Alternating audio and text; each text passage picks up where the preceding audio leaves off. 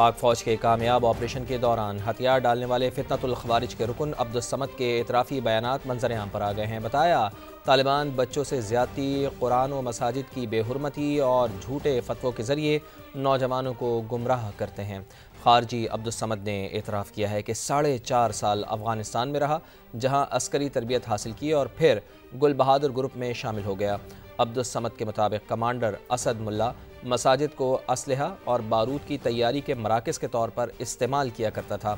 अब्दुस समद ने कहा कि अपनी 5 बरस की तालिबान वाबस्तगी और फ़ौज के साथ सिर्फ 5 दिन गुजारने के बाद गवाही पता चला फ़ौज दुरुस्त है और तालिबान मुनाफिक हैं।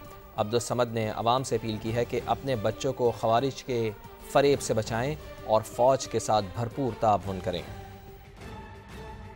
نوم عبدالصمد دی د پلار نام مې دینباز ګل دی. زه چې لاړم افغانستان ته هلته مې څلور نیم کاله مې تېر کړلو. د کلاشینکوف ډرلینګ مې وکړلو. هغه نه بعد چې راغلم منظرخیلې ته د ګلبهادر کمانډر و صادق په نامه باندې نامېدو. یو سره مې 3 نیمې میاشتې تېرې کړې او هغه نه بس چې راغلم زنګوټې خرڅینې ته هلته اسد و دا د ګلبهادر کمانډر دی. هغه سره مې شامل شوم. هغه مې چې حالات وکتل او دا یاډې جوړولې موږ په دا جوماتونو کې او ویډیوګانې یې غږولې او بیکاره څیزونه یې کول او زما خوښ نه شو.